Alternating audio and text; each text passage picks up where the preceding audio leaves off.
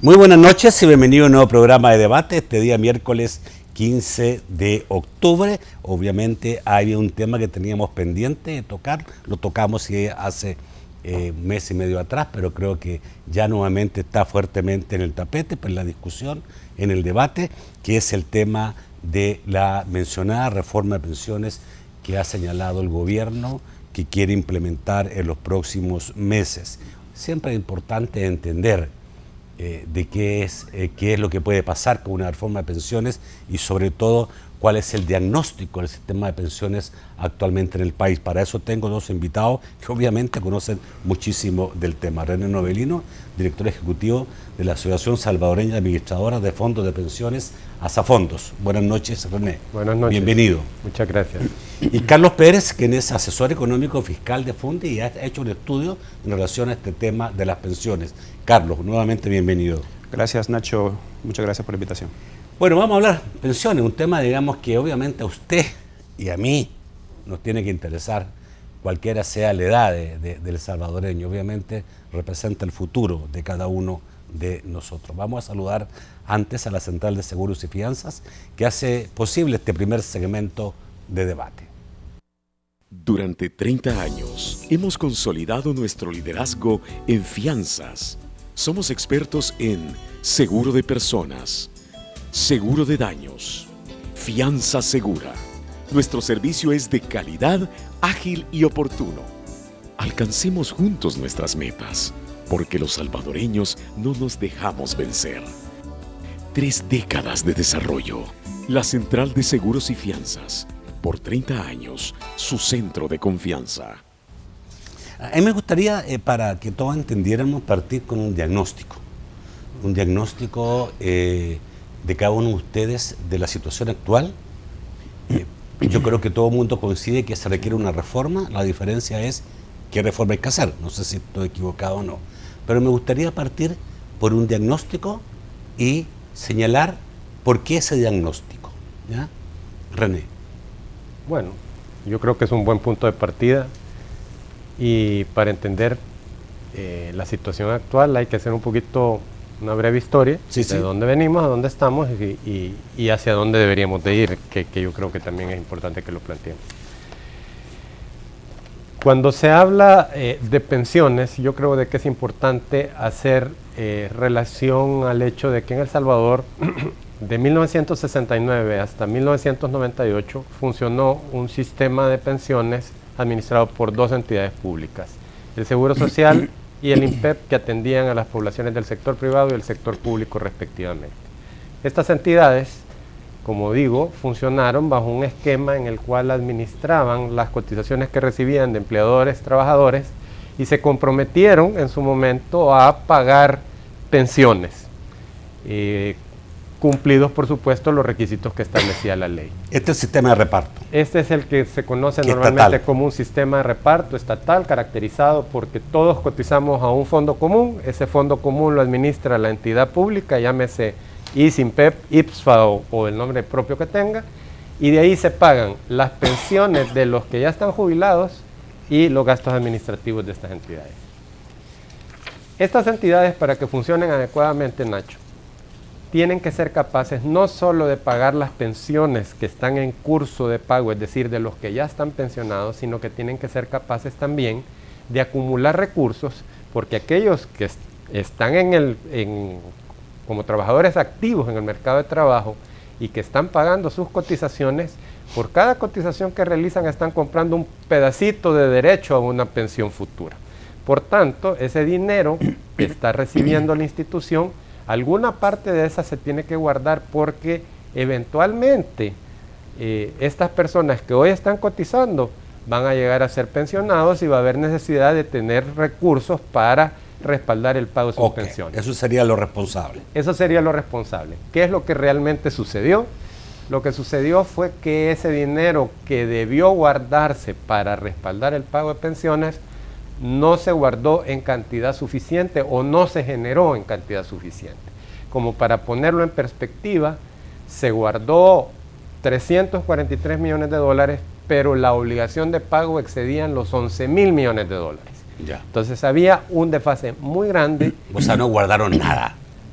La caja chica, ni para caja chica. Una cantidad muy pequeña respecto de la cantidad adeudada. ¿Qué pasó? Bueno, ¿El resto de lo cotizado se desvaneció? Mira, la razón principal por la cual esas entidades no guardaron suficiente dinero es porque los parámetros, es decir, las cotizaciones que se establecieron, las pensiones que se establecieron, no guardaban relación. Para ponerlo en concreto, lo que estoy diciendo es que las tasas de cotización establecidas en ese momento no permitían que guardaran suficiente dinero como para respaldar el pago de las pensiones que prometían pagar. Correcto. Esa fue la razón principal de ese gran desfase entre la pobre acumulación de recursos respecto de una obligación de pago bastante grande. Ok, pero esto tiene mucho que ver con la política, porque obviamente se ofrecen mejores pensiones, no se sube el nivel de cotización, porque todo responde a intereses políticos electorales al final. Eso lo maneja los gobiernos, terminan manejando los gobiernos. Exacto. Esto quebró. Sí, así quebró, reconoció incluso por este gobierno y por todos los partidos, quebró el año 98. Y entra el sistema privado. Correcto. ¿No había otra alternativa? Bueno, había como alternativa analizada, porque siempre hay que analizar alternativas, hacer reformas a ese sistema. Y las reformas, como tú bien mencionabas, son reformas un poco dolorosas para la población y que son difíciles de tomar en política. Y ese tipo de reformas implican aumentar la edad de jubilación, aumentar las tasas de cotización a los trabajadores activos y lo que puede ser incluso más doloroso, tener que plantear que hay que reducir el monto de las pensiones que se pueden ofrecer. ¿Y los políticos de esa época no quisieron hacer eso? ¿Prefirieron? El planteamiento fue, miren, cerremos mejor este esquema que está generando este gran problema, este gran déficit, y arranquemos un nuevo sistema que asegure que este problema de desfinanciamiento no se va a dar. Y el cambio de sistema se plantea entonces, mire, de aquí en adelante, los trabajadores tienen que empezar a ahorrar en una cuenta en la que va a acumularse siempre las cotizaciones de trabajadores y de sus empleadores, pero ese dinero está con nombre y apellido. Ahí dice Nacho Castillo tiene una cuenta y el dinero que está depositado ahí va a servir única y exclusivamente para pagar la pensión del titular de la cuenta. De forma tal de que se garantiza la estabilidad del pago de las pensiones o que va a haber dinero, porque las pensiones que a futuro se pagan están 100% respaldadas con dinero que las personas han acumulado durante su vida laboral activa. Ok, este es un sistema que de alguna forma lleva a la persona a mayor responsabilidad. O sea, yo también tengo que preocuparme de cotizar. Sí, claro, claro. ¿Ya? Claro. Y cotizar lo mejor posible. Hay dos claves en este modelo, Nacho. La primera, tú la has mencionado cabalmente. Para que una persona pueda pensionarse con un monto suficiente, tiene que tener constancia de estar, llamémosle así, depositando dinero mensualmente en esa cuenta de ahorro. Y eso significa que esta persona tenga un empleo en el cual el empleador viene y de la planilla le retiene un determinado porcentaje y lo complementa y lo manda a la AFP para que se le registre en su cuenta de ahorro. Ese es un tema fundamental. Y el otro tema fundamental en este esquema, que es llamémosle así, un ahorro programado, un ahorro de muy largo plazo, es que ese dinero no se mete debajo de un colchón, sino de que la ley plantea que ese dinero tiene que ser invertido para generar ganancias, rendimientos, intereses, de forma tal de que las cotizaciones que se han realizado en el tiempo, más esa rentabilidad que se gane, permita tener un monto de dinero al final de la vida laboral activa que te permita cubrir el pago de tus pensiones a futuro.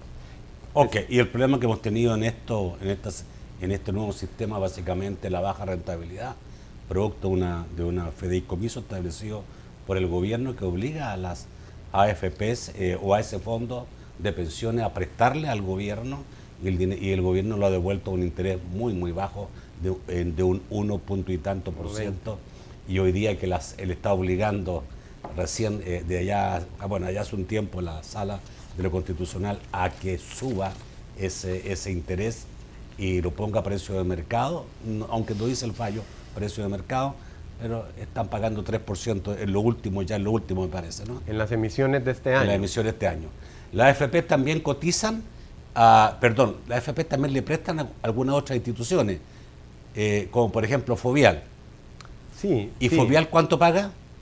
Bueno, las colocaciones de Fovial devengan tasas que andan alrededor del 6%. Imagínense la diferencia, son 5 veces más. Lo único malo es que el gobierno presta mucho más que lo que prestan estas otras instituciones y el gobierno, digamos, el que decide cuánto toma y cuánto no. A ver, Carlos, de lo dicho, ¿qué hay que agregar? Bueno, como decía René, el sistema de reparto pues es un modelo que en los orígenes de la seguridad social es el óptimo, ¿no? Pero el problema de los sistemas de reparto es que dependen de un contrato intergeneracional. La generación actual, con sus cotizaciones, paga las pensiones de la generación pasada con la esperanza de que la generación futura pague las nuestras, ¿no? Entonces, mientras la pirámide poblacional se mantenga equilibrada, el sistema de reparto puede ser sostenible. Pero en el caso de El Salvador, y bueno, en nuestros países en América Latina, han habido cambios estructurales muy drásticos a lo largo de los últimos 50 años. Y el más importante es que en el caso de la población, la estructura ha cambiado mucho. Cuando el sistema comenzó en las finales de la década de los 60, los adultos mayores, la población arriba de los 60 años, era apenas un 5% de la población. Y la población en edades abajo de 10 años eran 35-40%. Pero al momento de la reforma en el año 98, esa estructura había cambiado y hoy, a 2010 y 2015, la población mayor a 60 años ya representa el 12%, 13% de la población. Se ha quintuplicado en número. Eso se debe, en primer lugar, a que la población cada vez vive más.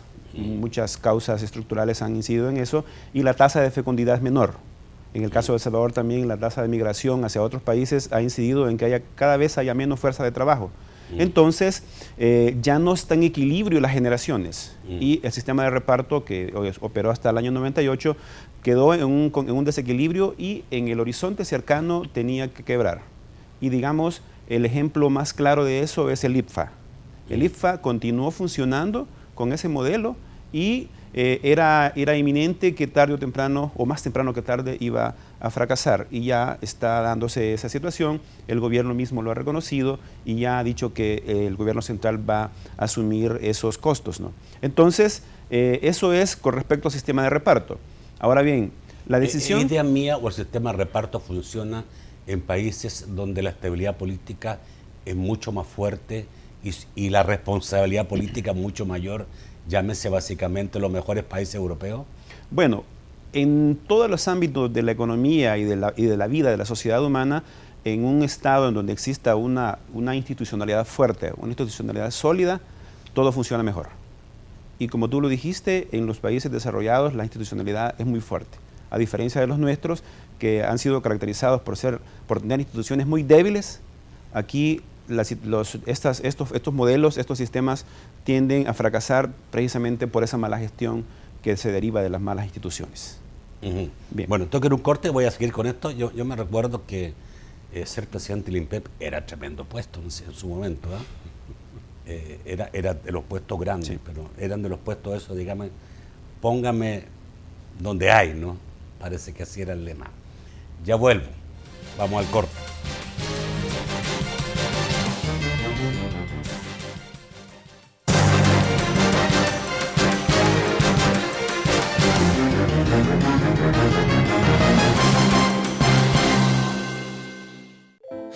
¿Eucalipto?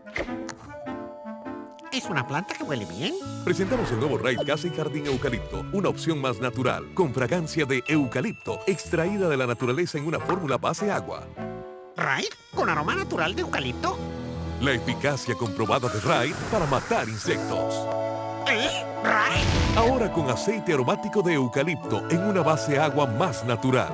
Los mata bien muertos. Protege a tu familia. S.C. Johnson. Esperas el 15. Esperas el 10. Esperas el 14. Pero por el 3 ya no hay que esperar. Plan triple saldo siempre de Claro. Ahora con tu plan prepago tienes triple saldo todos los días en todas tus recargas. Todo tu saldo para hablar y mensajear a todas las redes y para hablar a Estados Unidos, Canadá, Centroamérica y Panamá. Actívalo marcando asterisco 555 o pásate a Claro con tu número de siempre. ¡Claro que sí! Super Selectos te da luz verde para ganar. Un carro nuevo en octubre, un carro nuevo en noviembre y 2 carros nuevos en diciembre. Regístrate con tus datos personales en caja, presenta tu DUI y por cada $15 en compras acumularás un cupón electrónico. Y si tus compras incluyen marcas participantes, acumulas doble cupón electrónico. Haz tus compras en Super Selectos. Este mes puedes ganarte una camioneta Hyundai Tucson. Sorteo 18 de octubre. Super Selectos, siempre contigo El Salvador. Porque la protección comienza en el hogar. Con buen trato y disciplina positiva, el Consejo Nacional de la Niñez y la Adolescencia te invita a continuar en sintonía de Debate con Nacho Castillo. Bueno, voy a seguir porque le quité la palabra a Carlos en relación vamos obviamente primero a saludar a Banco Agrícola, porque este segmento gracias a Banco Agrícola. Banco Agrícola, El Salvador cuenta con nosotros. Querida patria, vieras qué diferente es todo acá. Es fácil darse cuenta que donde yo estoy, casi todo es más grande. Pero las cosas que uno más extraña son las que son más grandes donde vos te has quedado. Allá son más grandes los sueños, las ilusiones, los corazones de la gente y sus sonrisas. La distancia me ha enseñado muchísimo desde que nos separamos, mi querida patria. Estando acá he aprendido que los salvadoreños somos más fuertes cuando estamos juntos y que unido, El Salvador puede ser cada día un poquito más grande. He aprendido que vos nunca estás lejos. Y es que un salvadoreño se puede ir de su país, pero el país jamás se va de un salvadoreño. Nuestro gran sueño siempre ha sido poder estar cerca. Unidos, podemos soñar juntos y transformar nuestro país. Banco Agrícola y El Salvador, juntos, por una banca más humana.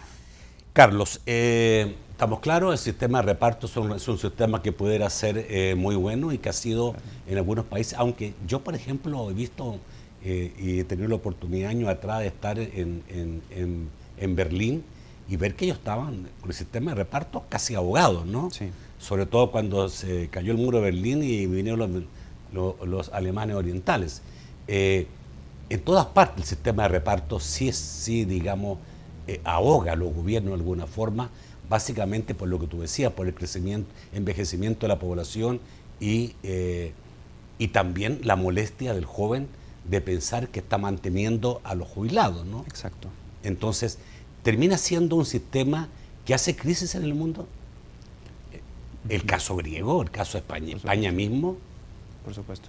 Bueno, la verdad es que el sistema puede funcionar muy bien, pero en la medida que van dándose estos cambios estructurales en las sociedades, también tienen que hacerse reformas a los parámetros que son considerados para los cálculos de los beneficios. René lo decía hace un momento de que en el caso de El Salvador eso debía hacerse, eso se pensó, eso se analizó, pero al final la decisión de la reforma fue por otro lado. Otros países han sobrevivido con un sistema de reparto, pero han hecho esos cambios. ¿Cuáles son esos cambios? Bueno, incrementar la edad de retiro, aumentar la tasa de cotización o reducir los beneficios para que exista el equilibrio entre las generaciones. Esa es, digamos, la forma en la cual este sistema puede funcionar. En cambio, en el caso de El Salvador, eso no se dio. Y bueno, ¿por qué no se dio? Por el tema político, porque siempre ha sido un tema muy difícil de tratar y decirle a la población que va a ser necesario incrementar la edad de retiro es un tema muy, muy delicado que resta votos a la hora de las elecciones, lo mismo que aumentar la tasa de cotización o mucho más reducir los beneficios. Acordémonos que en el sistema antiguo, pues los empleados se retiraban hasta con un 100% del salario. Eso tú dices totalmente verdad. Se requiere de gobiernos y un sistema político de un país muy responsable para ir ajustando permanentemente el sistema. Pero también, Carlos, tiene que ver esto con que el país tenga las herramientas, ¿no? No tener un 25% de masa laboral, nada más, es que es demasiado poco, que se cree trabajo y que esa cantidad, digamos, de trabajo dé la posibilidad a que haya, digamos, ese reparto. Por supuesto. Porque si no hay trabajo, ¿cómo hacemos? Exacto. Y ese es otro elemento importante a la hora de considerar el éxito o el fracaso del sistema. En El Salvador, pues, tanto en el sistema antiguo como en el actual, la cobertura ha sido muy baja. No ha variado del sistema anterior al actual, se mantiene en alrededor de un 25% más o menos de la población económicamente activa, y eso es muy bajo.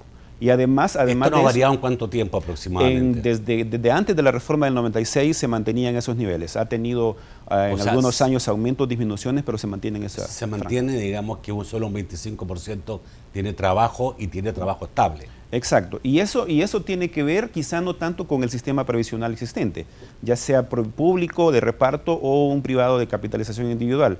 Eso está relacionado más con la economía del país. No, esto tiene que ver con la productividad del país. Exacto, exacto. Qué tan capaz sea los gobiernos de ir produciendo empleo y generación de trabajo. Exacto. Ok. Y cuando el gobierno plantea, René, la posibilidad de un sistema mixto, ¿qué significa eso en el fondo? ¿Significa que van a haber dos responsables de las pensiones de la gente, o significa que el Estado se quiere comer el sistema privado? Así, te lo pregunto bien directamente. Bueno, Nacho, la respuesta dependerá al final de qué es lo que se impulse. En los últimos días hemos escuchado que no hay propuesta en concreto gubernamental. Pero el ministro Cáceres planteó. Sin embargo, la propuesta. correcto. Y con base en esas declaraciones te puedo responder. Y te puedo agregar que no solamente Cáceres, también otros funcionarios de gobierno han hablado de sistema mixto, tanto el partido de gobierno como el mismo Roberto, el secretario de Comunicaciones. Tomando esas declaraciones como intenciones de impulsar una reforma estableciendo un sistema mixto, en concreto lo que están planteando es reabrir el sistema de reparto, que fue el originador de la crisis y del problema de financiamiento del cual ya habíamos mencionado en el segmento anterior. Lo que se plantea es que de forma simultánea los salvadoreños deberían cotizar a un sistema público, y si tú devengas hasta un determinado salario, a partir de ese nivel salarial, cotizar a tu cuenta de ahorros que te administra una AFP. Es decir, lo que se está planteando es que el 100% de los trabajadores salvadoreños deberían de volver a cotizar a un régimen similar al que existió en El Salvador antes de 1998, y que solo aquellos que devengan más de 2 salarios cotizarían de forma simultánea a ese sistema público y complementariamente a su cuenta de ahorro. ¿Qué porcentaje de trabajadores quedarían el sistema actual de AFP? Un tercio, una tercera parte de los trabajadores. O sea, con eso lo mata el sistema, ¿o no? Mira, hay varios elementos ahí que podrían indicar que lo debilitaría fuertemente. Lógicamente, si tú le quitas 2/3 partes de los cotizantes, estás dejando una población bastante más reducida. Pero yo creo que más importante que eso es plantear cuál es el sentido o cuál es el objetivo que se perseguiría con un esquema como el que se está planteando. Pues, ¿cuál puede ser el objetivo? ¿Lograr dinero para las arcas del Estado? Fíjate que el planteamiento del cual nosotros hemos conocido a través de esas declaraciones plantean que ese dinero que se recaudaría serviría nuevamente, como ya explicaba Carlos, como para pagar las pensiones de la gente que ya está retirada. El problema con ese esquema, Nacho, es que el dinero que se llevaran ahorita para pagar esas planillas, primero no sería suficiente. Es decir, desde el día 1 del funcionamiento de ese sistema público que se reabriría, tendría un problema de desfinanciamiento, porque no alcanzaría el dinero de la recaudación de esas 2/3 partes de los trabajadores de los cuales hemos hablado, no alcanza a cubrir la planilla ya existente de las obligaciones de pago del ICE y del INPEP. Eso es un tema. ¿Qué quiere decir eso? ¿O qué quiero plantear con eso? Si tú utilizas todo el dinero que recaudas para pagar las planillas actuales y no te alcanza, ¿cómo vas a pagar las pensiones a futuro?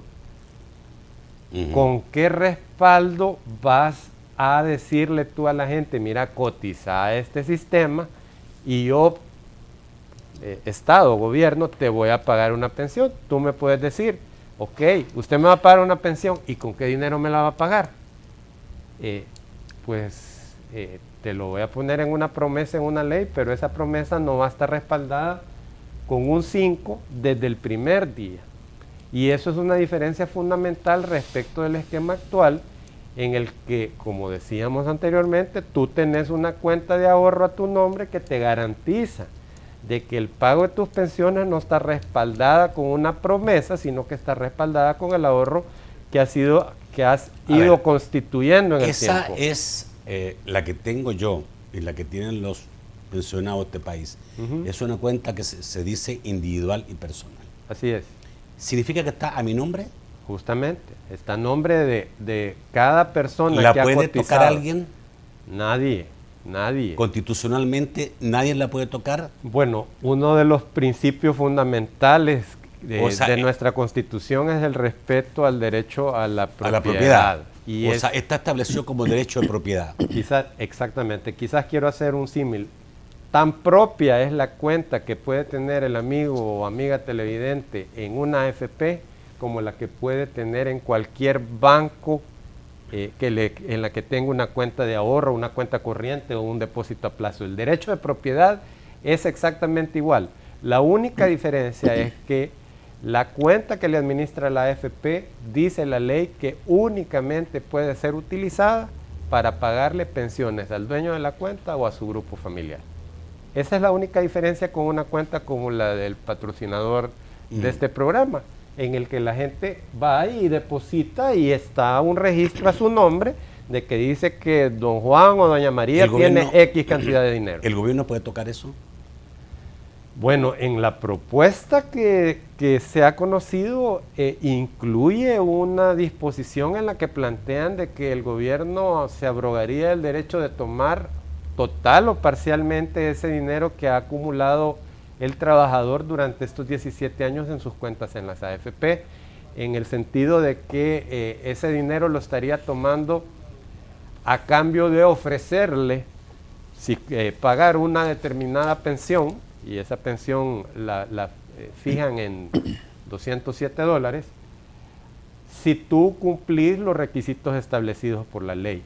Pero una acción así pasaría por, está pensando en que en nuestro país ya nos acostumbramos, y la gente se acostumbró a hacer valer sus derechos y llevar amparos o recursos ante la sala, pasaría por una sala constitucional. Yo creo que una medida de esa naturaleza tendría que ser estudiada bien detenidamente, porque de varios juristas con los que nosotros hemos consultado coinciden en que así como se plantea, habría una violación al derecho de propiedad, por lo que ya estamos estableciendo, ¿no? ¿Cómo ves tú el sistema mixto? Bueno, René lo describió muy bien. Es un sistema con dos componentes, son dos subsistemas, un público obligatorio y luego un complementario para aquellos que tengan un salario mayor al umbral que ha sido establecido en 2 salarios mínimos. Un sistema de este tipo funcionaría muy bien, como tú lo dijiste anteriormente, en un país con finanzas públicas estables, un país sólido, con instituciones sólidas, porque los trabajadores, así como sucede en un sistema de reparto puro, confían su futuro en una promesa de que el Estado les va a proporcionar cuando terminen su edad activa de trabajo una pensión digna para pasar los últimos años de su vida. En el caso de nuestro país, esa promesa es un tanto incierta, porque el gobierno tiene unas finanzas públicas deficitarias históricamente, no en los últimos años. El Salvador es un país deficitario desde hace mucho tiempo. Entonces, y en los últimos años hay malos antecedentes del manejo de las finanzas públicas y eso complica la sostenibilidad en el mediano y largo plazo. Por lo tanto, esa promesa se vuelve frágil para los trabajadores. Entonces, al pasar, digamos, su cuenta de ahorros, que de ser totalmente individual, totalmente propia, pasar a un fondo común administrado por el Estado y dárselo únicamente a cambio de una promesa, generaría una incertidumbre tan grande que los trabajadores se sentirían inseguros de recibir esa pensión digna. Eso en primer lugar. Aunque esté parado en una ley. Exacto. Sigue siendo una promesa. Lo que pasa también es que en nuestros países las reglas no son de largo plazo y esa es, digamos, una situación que ha afectado al país en muchas áreas. La competitividad, por ejemplo. Los inversionistas internacionales están pendientes de que las reglas se mantengan por muchos años en el largo plazo y eso no pasa en nuestro país. Entonces, una ley no es garantía de que el Estado va a cumplir con esa promesa de garantizar una pensión digna para los trabajadores en el futuro. Yo quisiera poner, por ejemplo, el caso de los afiliados al IPSFA. De acuerdo al marco legal, ellos tienen derechos que están respaldados en una ley. Por supuesto. Pero estamos escuchando de que el IPSFA ya tiene dificultades para respaldar esas promesas. No, el gobierno tiene que ponerle claro, 88 pero millones. Hoy por hoy esa promesa está establecida en una ley, pero como bien señala Carlos, el Estado de El Salvador va a tener que encontrar una solución, pero hoy por hoy esa solución dependerá de que se cuente o no se cuente con recursos y en una situación de finanzas públicas como la que afronta el país, siempre queda un margen a la incertidumbre de qué puede pasar o si se puede o no se va a poder cumplir. La población del IPSFA es relativamente pequeña, son como 40,000 personas, pero las personas que tienen cuentas de ahorro en las AFP en este momento, que han depositado dinero ahí, somos más de 1.800.000 salvadoreños. Es una escala de magnitud muchísimo más grande. Y entonces ese tema hay que verlo con bastante detenimiento. Ok, vamos al corte, volvemos rápidamente. Obviamente esto quiero preguntarle en el próximo bloque qué otras opciones son las que se ven para ajustar este sistema. La otra vez nos explicaba un economista, decía, estos sistemas hay que irlo ajustando permanentemente, en términos de su reserva, de proyección, etc. No se hizo en los últimos años, debió haber habido un ajuste y no se ha hecho, pero ya que estamos en lo que estamos, ¿qué más otra cosa se puede hacer? Ya volvemos.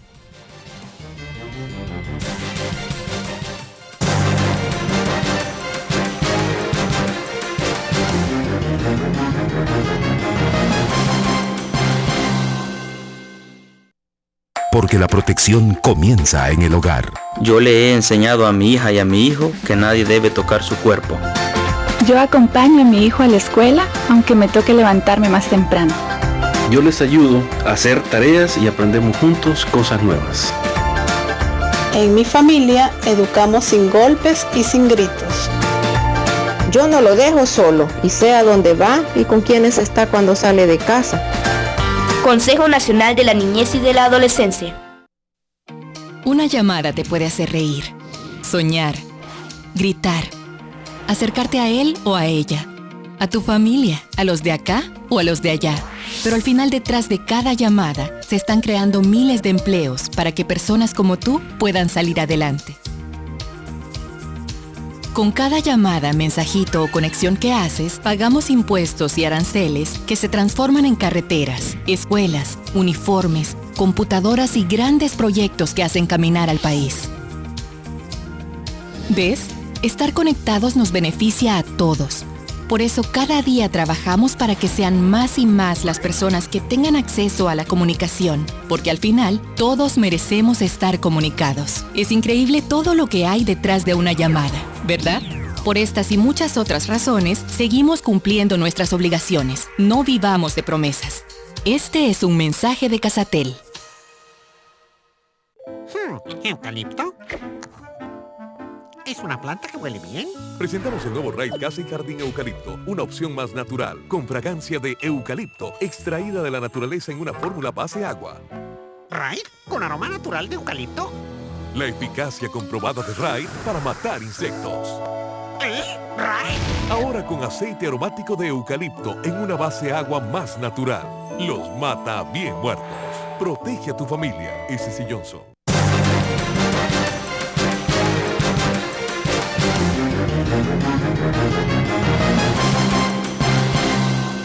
El tercer segmento de debate, gracias a Claro. Claro que sí. Esperas el 15. Esperas el 10. Esperas el 14. Pero por el 3 ya no hay que esperar. Plan triple saldo siempre de Claro. Ahora con tu plan prepago tienes triple saldo todos los días en todas tus recargas. Todo tu saldo para hablar y mensajear a todas las redes. Y para hablar a Estados Unidos, Canadá, Centroamérica y Panamá. Actívalo marcando *555 o pásate a Claro con tu número de siempre. ¡Claro que sí! Bueno, ¿existen otras opciones para poder ver este problema? Porque obviamente hay un problema. El gobierno dice, yo estoy pagando y a mí no me entra nada. ¿Hasta qué punto eso es un argumento, no? Porque cualquiera puede decir y que no recibe impuesto al gobierno. Claro. Sí. Bueno, una situación que tenemos que aceptarla como realidad es que el sistema previsional nuestro está en problemas. Yo lo decía en alguna oportunidad que cuando se habla de reformas, solo se habla de ese tema cuando un sistema está en crisis. Entonces, y en el país se ha manejado de que nuestro sistema tiene problemas. ¿Y cuáles son esos problemas? En primer lugar, está el hecho que el gobierno, cuando se hizo la reforma en el año 98, asumió una responsabilidad por mandato de ley de costear o asumir un costo transicional del sistema público al privado. En teoría, el gobierno debía contar con los recursos suficientes para asumir ese costo. Y si uno lee la ley de ahorro para pensiones, pensaría que así es. Pero en la realidad no se dio. El gobierno, a los 3 años de entrar en vigor la reforma, comenzó a pagar el 100% de las pensiones del sistema anterior, y eso le ha generado en todo este tiempo una gran carga que obviamente más temprano que tarde iba a ser insostenible. Hoy en día el gobierno tiene que asumir un pago de alrededor de $500 millones al año para pagar las pensiones a los del antiguo sistema, y además, dado que no cuenta con recursos para pagarlos, tiene que endeudarse. Y una fuente de endeudamiento que ha tenido es precisamente el fondo de pensiones del sistema privado. Ahora bien, el sistema privado, el sistema de capitalización individual... O sea, con esos 1.000 millones que nos ha dejado de pagar el gobierno, ¿sí?, al pagar por interés un 1% y no un 6.9, 6.5 o 7%, ¿no debiera ser, digamos, más que suficiente? Bueno, lo que pasa, y en eso estaba, de que el sistema de capitalización individual, por su naturaleza de que se basa en cuentas individuales, está en permanente equilibrio. Pero, dado que el 80% de ese fondo de pensiones está colocado en títulos de deuda pública, ese fondo de pensiones se vuelve insostenible. Esa sostenibilidad financiera que el sistema debería tener por sí solo está comprometida. Ahora, el Estado tiene problemas muy grandes y no es suficiente o no es sostenible en el mediano y largo plazo. De hecho, la ley establece un límite máximo para que el fondo de pensiones invierta en certificados de inversión previsional. Ya se aumentó una vez ese umbral y estamos nuevamente cerca de lograr ese umbral. ¿Qué va a pasar cuando se llegue al 45% del fondo de pensiones en SIP-A? Bueno, si no se ha dado una reforma, van a tener que volver a subir ese umbral. Entonces eso significa que más ratio, más porcentaje del fondo de pensiones va a estar comprometido. Y eso hace que el sistema privado se vuelva frágil ante cualquier shock que afecte a las finanzas públicas. Entonces ahí está el problema principal, que el futuro de todos los salvadoreños, de todos los trabajadores formales, hay que aclararlo, de todo el sector del trabajador formal, se compromete ante los problemas que tiene o la relación que tiene tan fuerte el fisco con ese fondo de pensiones. Ante cualquier shock que afecte a las finanzas públicas, las pensiones de los salvadoreños están comprometidas. Y es entonces que surge la necesidad... ¿Tú serías partidario de una reforma en ese sentido? ¿Bajar la cantidad de dinero que puede prestar el gobierno obligarle a pagar la tasa de interés de mercado, o poner 45 como tope imposible de subir? Bueno, hay alternativas, como tú lo decías, varias alternativas de reforma que pueden tomarse en conjunto o de manera individual. El sistema, hay que hacer evaluación, digamos, del sistema actual y decir, bueno, ¿conviene mantener el sistema de capitalización individual? ¿Conviene cambiarse a otro sistema como el mixto? Es de evaluar sus costos y sus beneficios. Haciendo algunas evaluaciones, nosotros hemos llegado a una conclusión de que el sistema privado es el que tiene mayor probabilidad de garantizar una pensión digna a los trabajadores en el país. Pero para hacerlo se tienen que tomar medidas. Y el sistema privado es bastante susceptible de reformarse o de mejorar ante ajustes paramétricos. Y también se deben tomar decisiones. Ustedes son partidarios de los ajustes paramétricos. Lo que pasa es que haciendo cálculos se puede llegar a la conclusión de que los parámetros en el sistema privado sí funcionan. Por ejemplo, si se aumenta la tasa de rentabilidad del fondo de pensiones, la rentabilidad del fondo global aumenta y el ahorro acumulado al final de la vida activa de un trabajador aumenta sustancialmente, y eso obviamente se traduce en una mayor pensión. Lo mismo pasa si se aumenta la edad, porque sea por pocos años, que eso en el país no sería descabellado, porque en la práctica, René en algún estudio lo mencionaba, que en la práctica los trabajadores se retiran unos años después de la edad mínima, dado que las pensiones en el país son tan bajas que los trabajadores se mantienen en el mercado laboral unos años más para poder aumentar un poco más el ahorro. Correcto. Entonces, esos parámetros sí funcionan en el sistema privado. Por eso, esas son opciones para poder mejorar su funcionamiento. René, opciones. A ver, yo quisiera destacar o retomar algunos de los elementos que ya mencionó Carlos y quizás matizar ahí un poquito. Carlos muy bien mencionaba de que el sistema de ahorro individual, por definición, es decir, por modelo, es sostenible. Y él visualizaba una amenaza en el sentido, o una fragilidad en el sentido de que las inversiones que hoy se realizan, muchas de ellas de carácter obligatorio, se hacen en títulos que emite el gobierno. Es decir, el gobierno le debe dinero a los trabajadores, como para ponerlo en ese, y el riesgo que él visualiza es que si en un momento dado el gobierno no pudiera pagar, eso pudiera poner en riesgo. Entonces, yo quisiera señalar como muy claramente lo siguiente. Desde nuestra perspectiva, el sistema de pensiones en sí mismo no está en crisis. Es decir, ahorita los flujos son suficientes, y eso quiero dejarlo como muy claro. Los flujos son suficientes como para cubrir las obligaciones de pago de pensiones de los afiliados a las AFP, e incluso de seguir comprando estos instrumentos o certificados de inversión previsionales que se usan para que el Estado de El Salvador siga cumpliendo con la obligación de pago de las pensiones del ICS y del INPEP. Lo que nosotros consideramos es que lo que sí hay un tema fundamental de resolver es el tema fiscal del país, porque precisamente porque el Estado de El Salvador necesita recursos para cubrir parte del gasto público, es que se hace necesario prestarle esa plata, y bajo condiciones que hoy por hoy no son las más convenientes para los dueños del dinero. Entonces, si el modelo de pensiones se deja funcionar sin esa distorsión, como Carlos bien mencionaba, se puede garantizar el pago o el financiamiento, el autofinanciamiento de una pensión suficiente para las personas. Hoy por hoy hay una distorsión porque hay una necesidad desde el sector fiscal. Entonces realmente, más que solo que hablar de una reforma de pensiones, que hay que hacerla porque hay retos.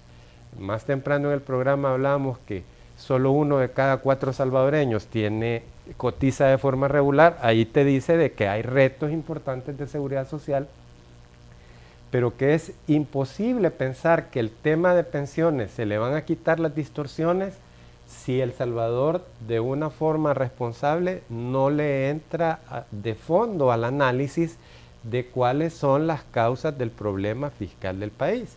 Carlos decía, el pago de las pensiones del ICSI y el INPEP son una carga grande para el Estado. Eso es cierto en el sentido de que el Estado es el responsable del pago de esas pensiones.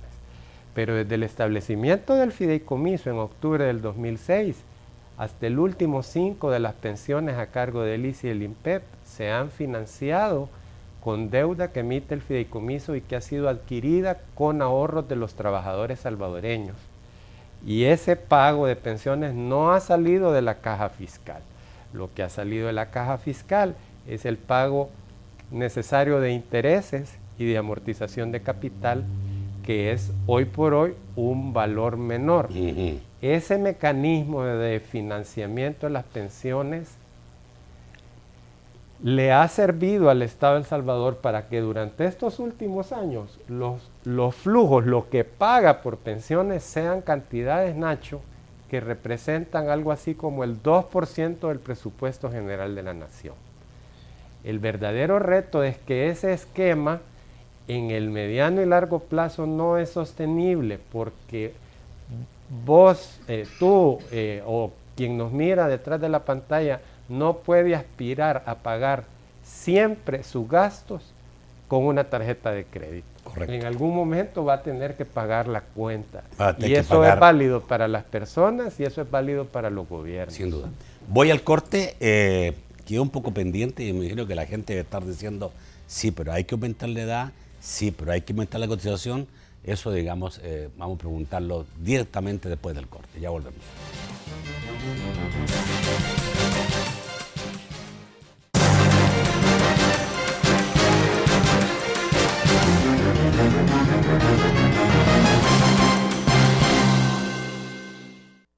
Durante 30 años hemos consolidado nuestro liderazgo en fianzas.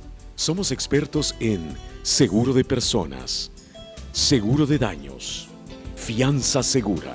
Nuestro servicio es de calidad, ágil y oportuno. Alcancemos juntos nuestras metas, porque los salvadoreños no nos dejamos vencer. 3 décadas de desarrollo. La Central de Seguros y Fianzas. Por 30 años, su centro de confianza. Una llamada te puede hacer reír, soñar, gritar, acercarte a él o a ella, a tu familia, a los de acá o a los de allá. Pero al final, detrás de cada llamada, se están creando miles de empleos para que personas como tú puedan salir adelante. Con cada llamada, mensajito o conexión que haces, pagamos impuestos y aranceles que se transforman en carreteras, escuelas, uniformes, computadoras y grandes proyectos que hacen caminar al país. ¿Ves? Estar conectados nos beneficia a todos. Por eso cada día trabajamos para que sean más y más las personas que tengan acceso a la comunicación, porque al final todos merecemos estar comunicados. Es increíble todo lo que hay detrás de una llamada, ¿verdad? Por estas y muchas otras razones, seguimos cumpliendo nuestras obligaciones. No vivamos de promesas. Este es un mensaje de Casatel. ¿Eucalipto? ¿Es una planta que huele bien? Presentamos el nuevo Raid Casa y Jardín Eucalipto, una opción más natural, con fragancia de eucalipto, extraída de la naturaleza en una fórmula base agua. ¿Raid? ¿Con aroma natural de eucalipto? La eficacia comprobada de Raid para matar insectos. ¿Raid? Ahora con aceite aromático de eucalipto en una base agua más natural. Los mata bien muertos. Protege a tu familia, S.C. Johnson. Porque la protección comienza en el hogar. Con buen trato y disciplina positiva, el Consejo Nacional de la Niñez y la Adolescencia te invita a continuar en sintonía de Debate con Nacho Castillo. El último segmento de debate gracias a Sistema Fede Crédito. Con tus tarjetas de crédito del Sistema Fede Crédito, disfruta de las mejores ventajas. En cada rincón hay una familia que tiene una historia que contar, como los Fernández, que saben que no deben ahorrarse los abrazos, pero también saben de la importancia de ahorrar para el futuro. Así, para que disfrutes de los buenos tiempos. Tus cajas de crédito y los bancos de los trabajadores del sistema Fede Crédito están cerca de ti para que cuides de los tuyos. A la vuelta de la esquina, estamos donde tú quieres estar. Sistema Fede Crédito, queremos darte una mano. Buenas noches, Francisco Bonilla. Señor Castillo, muy buenas noches. Buenas noches a los señores invitados. Vamos con Eduardo Peña como primer participante a través de Twitter. Dice, yo no quiero vivir con una pensión de $207. Si puedo ahorrar más y que me den más y el sistema mixto me dará una poquedad. Plantea, dice Teresa Escalante, ¿por qué el gobierno no se atreve a pagar los CIP o CIP al 7%? Apenas nos dan el 1%. Eso es incumplimiento de la Constitución, plantea. Héctor Rodríguez, deberíamos poder elegir si quedarnos en el sistema público o en el privado, plantea. Dice Faustino, las pensiones son de los que aportan, no de las AFP y menos del gobierno, como para que se las quieran repartir. Filomena dice, ¿y las AFP no se han pronunciado? ¿Prácticamente las obligarán a fusionarse o qué pasaría? ¿Les tendría cuenta? Pregunta sobre un sistema mixto. Nico Díaz dice, la normativa y modelo de negocios de la AFP del inicio estaba erróneo. Los supuestos y proyecciones también son erróneos. Miguel Espinosa, si yo coticé en INPEP, cuando me trasladé a la AFP, el gobierno me debió dar un certificado de traspaso y ganar interés. Eso no pasó, plantea. Jorge Cárcamo, artículo 1 de la Constitución, derecho a la propiedad al cual el Estado está obligado a proteger su conservación y defensa. Bessie Rodríguez de Inestrosa dice, muchas empresas despiden a los empleados mayores para contratar jóvenes con menor salario, a quienes resulta casi imposible conseguir un nuevo empleo para seguir cotizando. Se debe legislar en favor de la estabilidad laboral del adulto mayor y más aún en edad cercana a la jubilación. René Chávez dice, por favor Nacho, pregúntele a los invitados lo siguiente, ¿por qué no devuelven lo que tenemos ahora ahorrado en las AFP? No necesitamos que el gobierno nos dé pensión, que cada quien prepare su jubilación ahorrando en los bancos.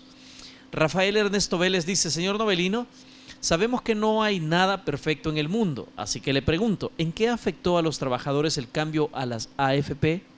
¿Cuánto han ganado las AFP hasta la fecha de solo administrar los fondos de los trabajadores? ¿Estaría de acuerdo en que el dueño de los ahorros pueda usar un porcentaje de ellos? Gracias. Alex Asensio dice, por favor, pregúntele a los invitados qué pasará con el INPEP.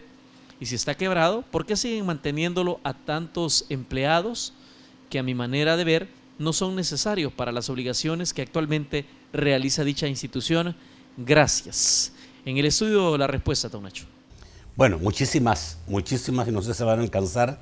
Pero a ver, los dejo libre para que empiecen a responder y yo les recuerdo si alguna se le ha olvidado. ¿Ya? ¿Quiere empezar? ¿Sí?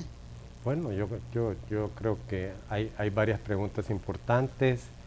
Una, nos planteaban ahí el artículo 1 de la Constitución, eso es fundamental, ya lo habíamos mencionado, sobre el derecho de propiedad. También importante el tema del rendimiento de los certificados de inversión previsional. Recordarle a los amigos televidentes que la Sala de lo Constitucional emitió una sentencia al respecto en diciembre del año pasado y que el expediente de eso está en estudio en la Comisión de Hacienda en la Asamblea Legislativa y es de esperar que en un tiempo prudencial pueda haber una modificación al respecto. Con respecto al papel de las AFP en un sistema mixto, no estoy en condiciones de especular porque nuevamente si no hay un proyecto de decreto en el cual se dijera claramente cuál es el rol que una entidad como las AFP cumpliría en ese esquema, yo creo que es muy difícil de decirlo.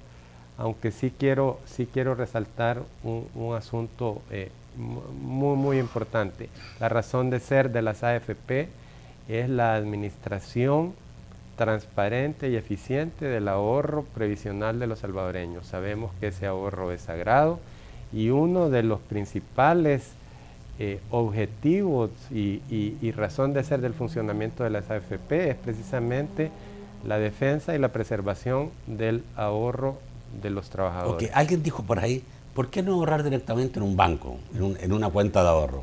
Esa sí es una pregunta interesante. Yo nunca la había escuchado, ¿verdad? Sí. Yo ya sí la había escuchado, porque hay personas, y voy a poner el símil, el verbo en salvadoreño para cotizar a las AFP o al IS Salud es quitar. La gente dice, me quitan de la planilla para la AFP, me quitan de la planilla para el seguro. Eso que le quitan, en realidad no se lo quitan, sino que va a su cuenta de ahorro en el caso de la AFP.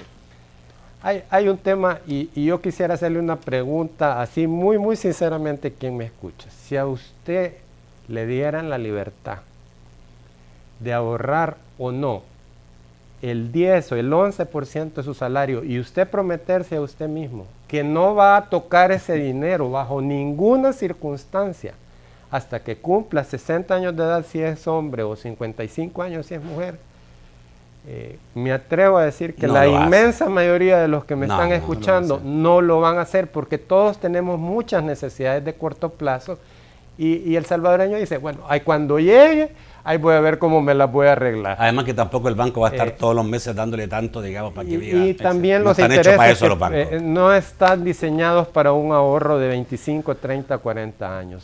Entonces, aunque nos obliguen realmente, la obligación es por hacerle un bien a la persona, porque por sí misma, desafortunadamente, la mayor parte no lo haríamos. Sí. Sí. Bueno, yo quiero referirme, Nacho... Yo quiero aclarar otro punto, porque yo lo investigué sobre lo que ganan las AFPs. A ver, ¿cuánto es porcentualmente lo que la AFP toma para administrar? Que además hay que ser muy claro, lo toma de la parte que pone el empleador, no el empleado. O sea, el empleado no paga la administración de eso, lo paga el empleador. ¿Cuánto es? Lo que paga el empleador a la AFP para administrar las cuentas de sus trabajadores es el 2.2% del salario del trabajador. Y de ese 2.2% del salario del trabajador, la mitad es para pagar un seguro colectivo que cubre los riesgos de muerte y de discapacidad de los trabajadores. Y la otra mitad, es decir, 1,1 y 1,1 aproximadamente, 1.1% del salario es lo que se dedica para la administración de la cuenta individual. Es que yo había escuchado, hay gente que piensa que el 7% o algo así. No, es el 1.1%. Ok, Carlos. Sí, yo quería referirme a una pregunta que hicieron al principio, de que algunas personas pues prefieren aumentar su pensión y no tener una pensión mínima a los 207.60 que de acuerdo a las propuestas se está ofreciendo. Bueno, ante eso es de decir que el sistema mixto o sistema de reparto, su característica es esa precisamente, que tiene una pensión definida. En cambio, el sistema de capitalización individual, la pensión depende de los ahorros y depende de la rentabilidad del fondo. Por lo tanto, ante una buena administración, ante una buena rentabilidad de ese fondo de pensiones, la pensión puede ser más alta, mucho más alta de lo que sería en un sistema mixto. Luego también otra pregunta que me pareció interesante es el tema de qué pasará con las AFP en una reforma si se pasa a un sistema mixto. Bueno, René lo decía al principio del programa, de que solamente un tercio de los cotizantes actuales van a seguir cotizando en las AFP. El resto, todos en una porción del salario van a cotizar al subsistema público. Las AFP van a tener una merma muy grande en su recaudación que la va a llevar en algún momento a ser insostenible, a menos que, y eso va para ambos subsistemas, tanto el público como el privado, se tenga que aumentar la tasa de cotización o restar los beneficios. Es decir, que el sistema mixto, así como está planteado, no es sostenible en el mediano plazo. Desde el primer día tiene números rojos y solamente es sostenible si se aumentan esos parámetros. Obviamente no alcanzamos a hablar de cobertura y esto es importante, pero hay que entender que la cobertura parte de políticas de ampliación de empleo, ¿no? Por supuesto. Yo no sé, no alcanzamos a hablar que hay que hacer con los informales, pero yo creo que con el informal el gobierno debe entrar a tratar de formalizarlos por lo menos en esta área, para que el día de mañana puedan ser gente que tenga una pensión en la vida, ¿no? La mejor. Y de los parámetros, las medidas paramétricas, no hablamos, pero ¿se puede decir brevemente algo?